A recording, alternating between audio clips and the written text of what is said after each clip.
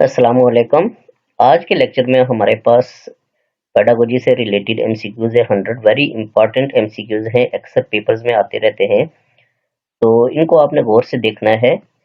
ये बहुत इंपॉर्टेंट है ये एमसीक्यूज।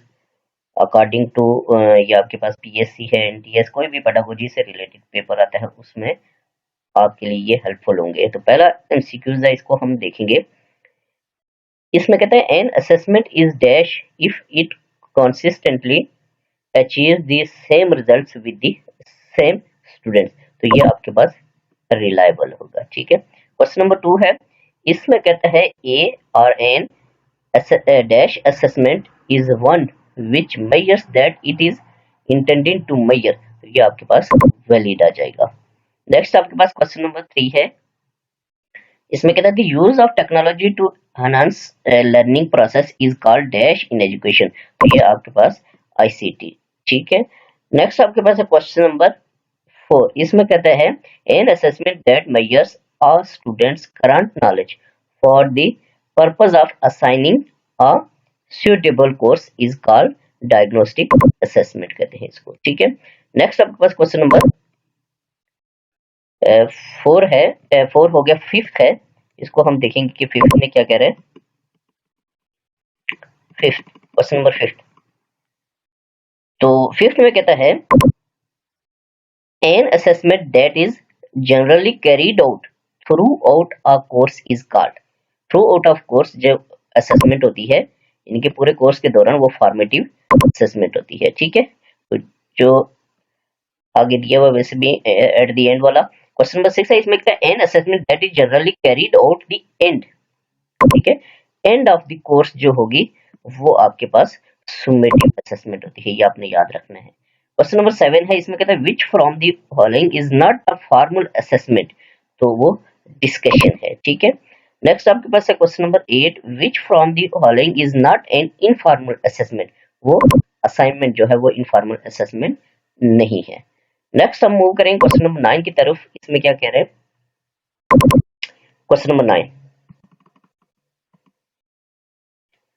तो 9 में कहता है according to John David the teacher should guide students the way of the knowledge as a dash in learning process. तो वो पार्टनर होता है। ठीक है। नेक्स्ट आपके पास question number 10, the philosopher who work in mathematical and scientific didactics was, वो आपके पास मार्टिन वागिंसचंद था। ठीक है।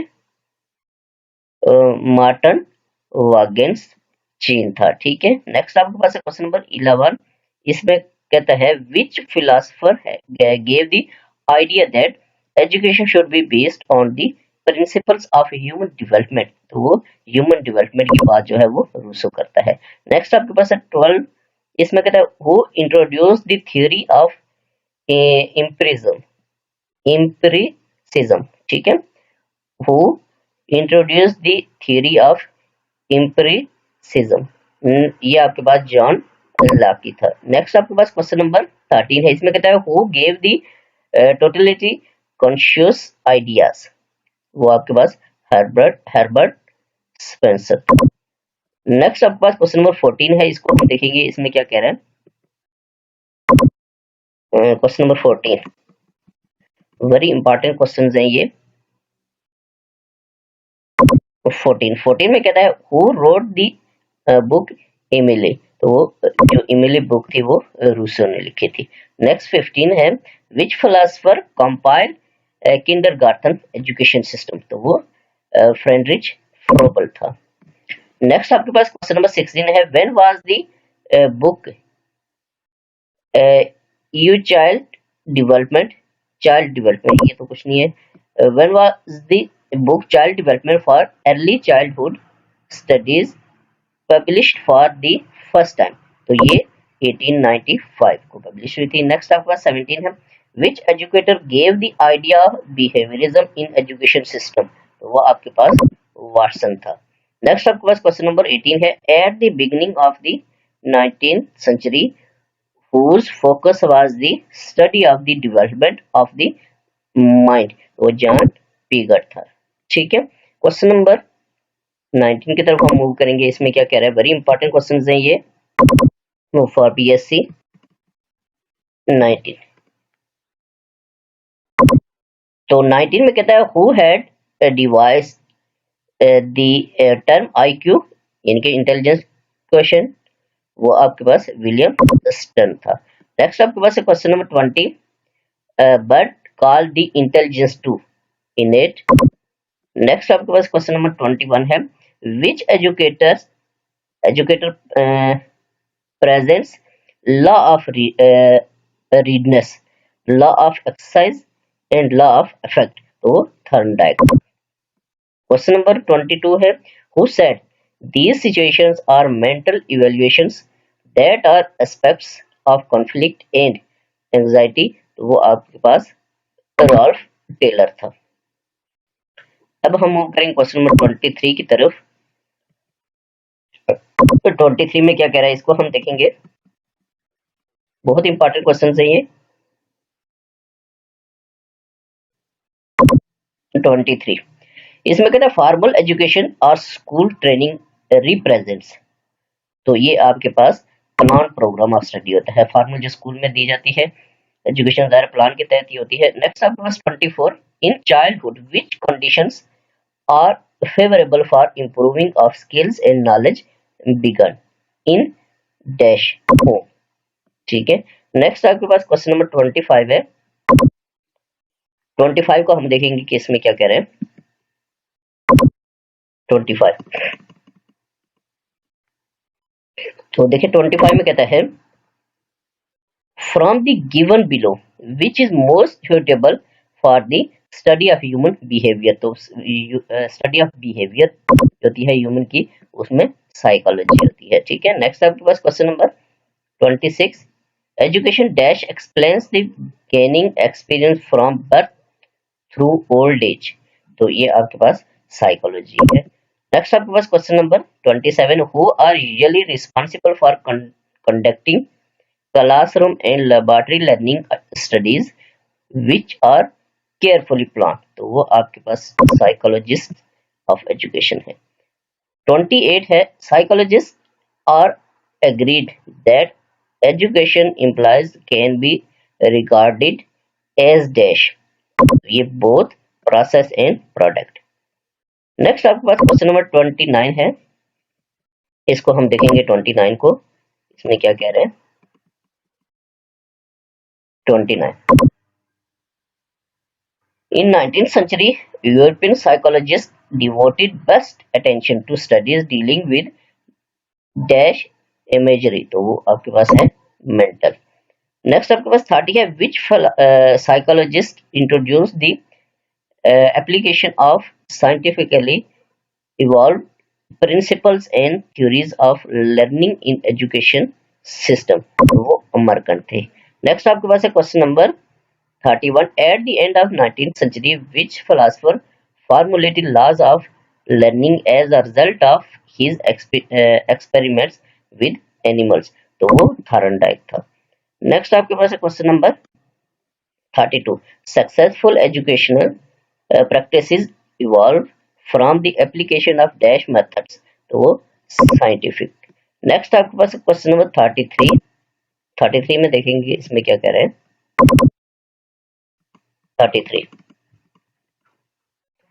33 में कहता है आपके पास कि bye a genetic method of studying human development can be utilized both horizontal and vertical।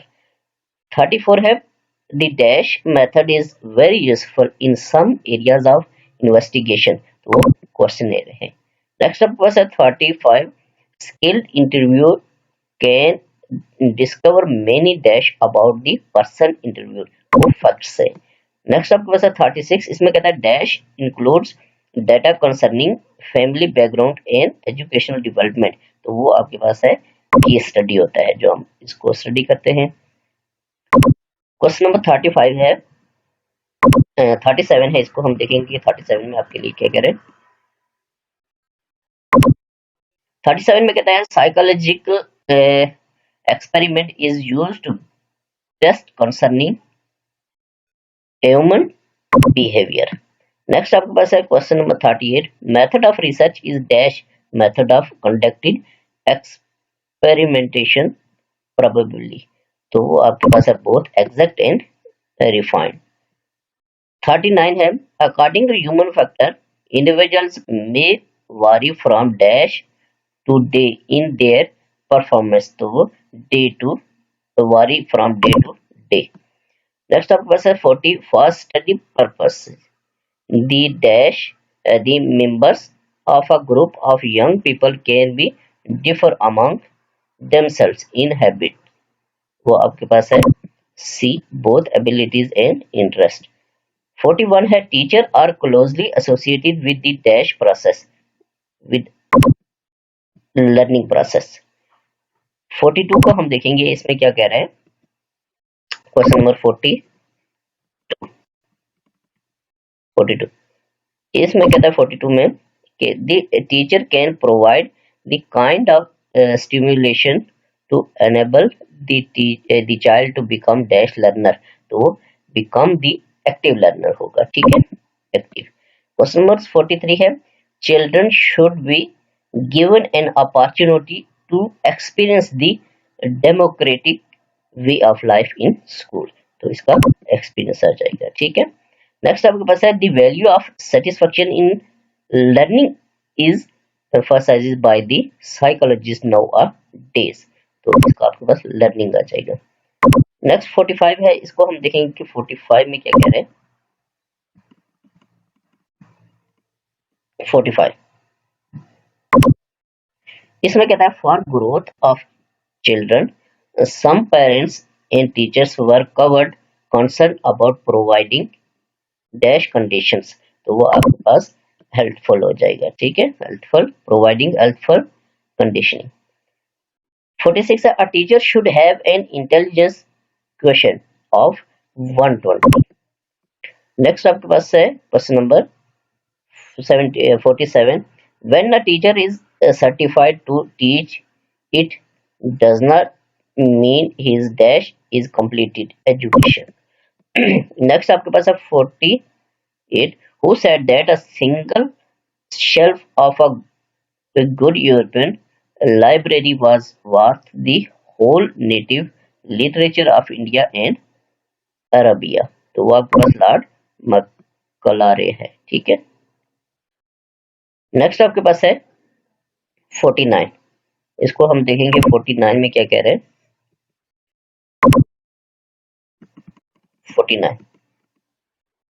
49 में कहता है which is the medium of instruction eight primary level in Pakistan.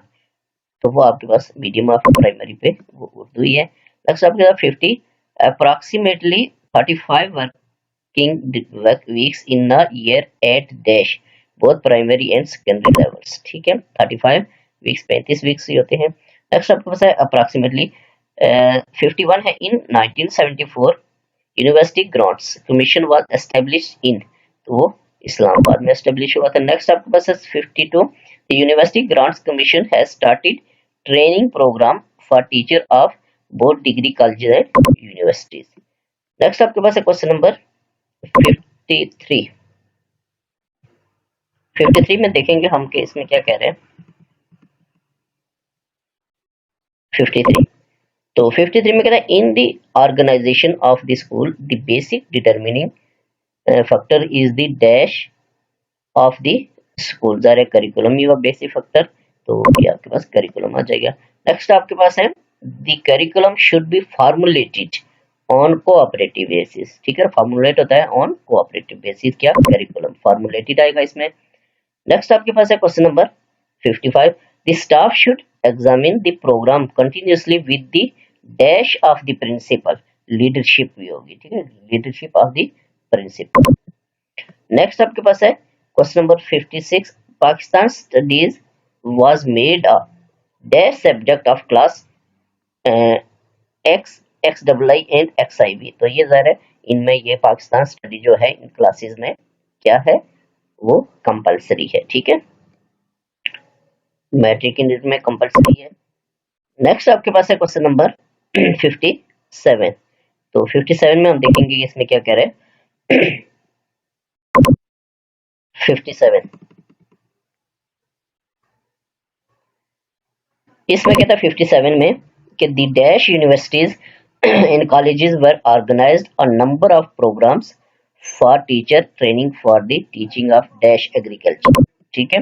Next आपके पास है 58 the scientific development in various field is through forward for advising the government by the national committees. ठीक है। Next आपके पास 59 technical education was dash was separated from the universities। तो separated ही आएगा। ठीक है। नेक्स्ट आपके पास है question number 60 education bureau were attached to the education department in the dash provinces in the provinces. Next आपके पास है 61। इसको हम देखेंगे कि 61 में क्या कह रहे हैं। बहुत इंपॉर्टेंट क्वेश्चन है ये पीएससी और एनटीएस के लिए।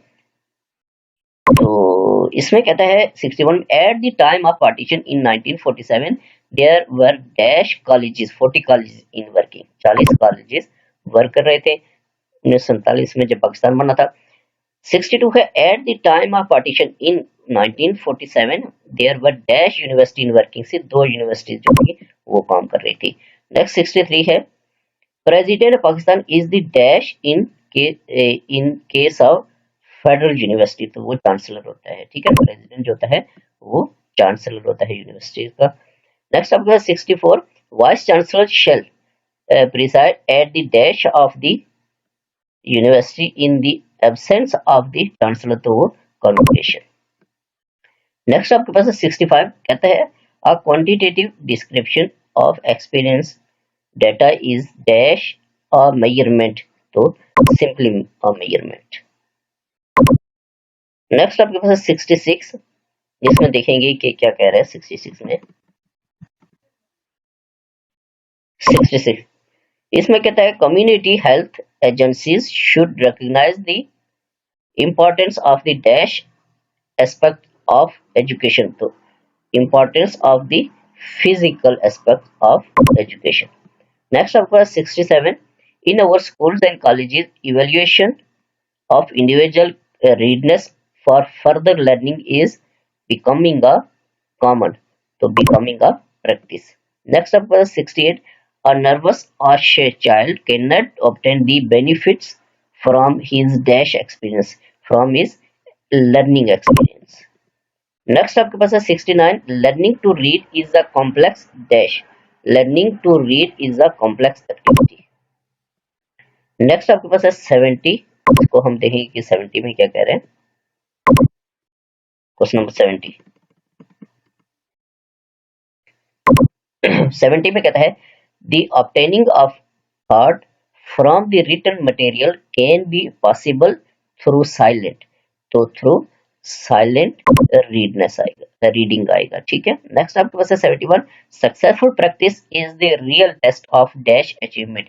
Successful practice is the real test of learning achievement. ठीक है। नेक्स्ट आपके पास है 72 it is openly observe that evaluation involves much more the measurement. Evaluation आएगा इसमें। ठीक है। नेक्स्ट 73 है motivation is the dash purpose of evaluation. Motivation is the basic purpose of evaluation. Next आपके पास 74 primary purpose of evaluation is to provide a basis for curriculum both revision and improvement आएगा। ठीक है। Next आपके पास 75 इसमें देखेंगे हम क्या कह रहे हैं।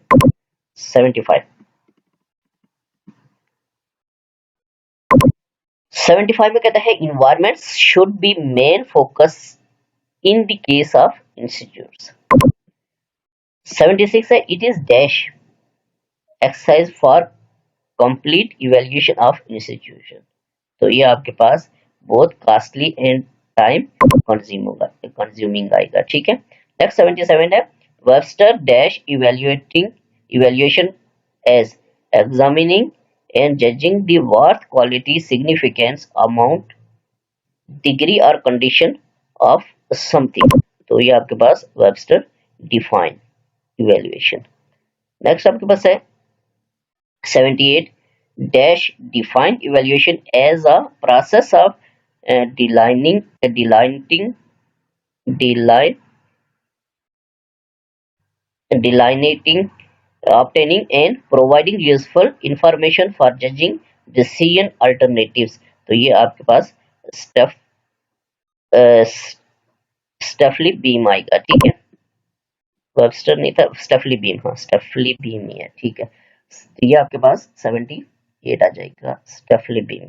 Defined evaluation is a process of delineating, obtaining and providing.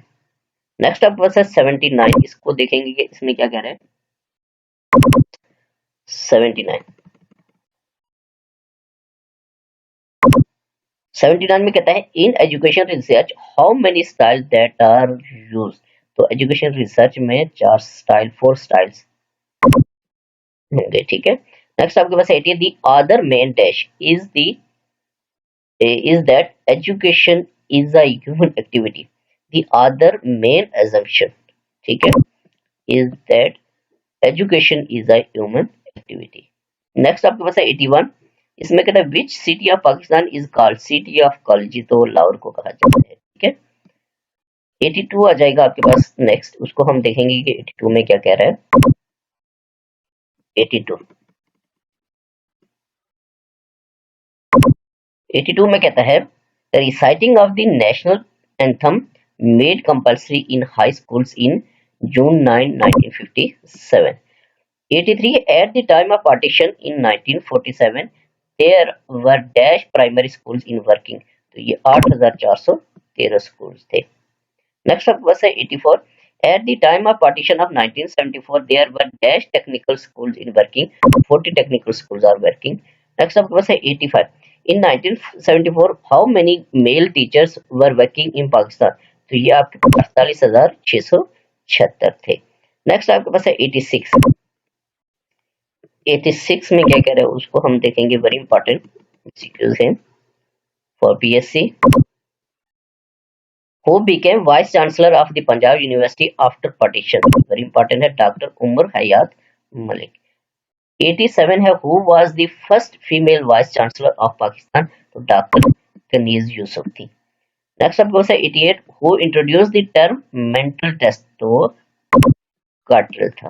Next आपके पास है 89 the famous educational psychologist Alfred Binet was French से ताल्लुक रखता था। 90 है the famous educational psychologist Terman was American था, टर्मन वाज अमेरिका से बिलोंग करता था। नेक्स्ट 91 है, इसको हम देखेंगे कि 91 में क्या कह रहे हैं।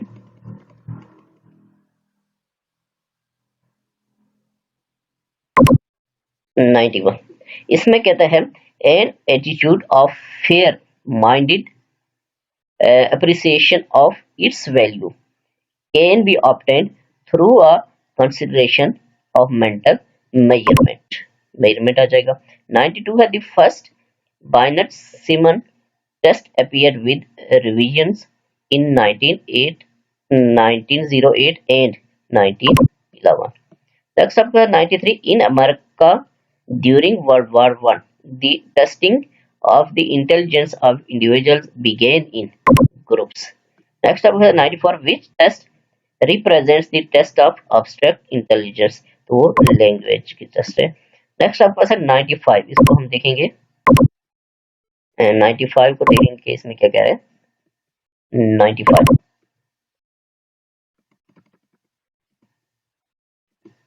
95 में कहता है in 1854 which philosopher set up a laboratory to measure human characteristics। तो वो आपके पास गल्टन था। नेक्स्ट 96 है whose statement was guidance is the direct relation with the person in whom he is taught to adjust with society। तो वो मैकडोनियल था, ठीक है। नेक्स्ट आपके पास है 97 mother is the dash academy of child. तो ज़रा फर्स्ट एकेडमी है। नेक्स्ट आपके पास है 98 society family radio and television are the main centre of informal education, ठीक है ना। फॉर्मल एजुकेशन जो स्कूल में होती है, तो इनफॉर्मल एजुकेशन के सेंटर्स हैं। नेक्स्ट आपके पास है क्वेश्चन नंबर 99। इसको हम देखेंगे कि 99 में क्या कह रहे हैं। तो 99 इसमें कहता है realistic education system supports the dash progress. तो ये साइंटिफिक प्रोग्रेस। नेक्स्ट आपके पास 100 है to read the lesson before teaching it is called dash. तो ये लेसन प्लान इसको कहा जाता है। ठीक है, आज के लेक्चर में हमारे पास 100 एमसीक्यूज ही थे, पेडागोजी से रिलेटेड वेरी इंपॉर्टेंट है। बार बार आपको बताता हूँ कि कोई भी पीएससी आती है, एनटीएस आता है या कोई कॉम्पिटिटिव एग्जाम है और यूनिवर्सिटी में एडमिशन का है, इसमें एमसीक्यूज आते हैं, या आपके पास किसी पीएससी का है, सीनियर जनरल लाइन का है, या ऐसे सब्जेक्ट स्पेशलिस्ट कोई भी है, उसमें 30 मार्क्स की ये आती है पेडागोजी।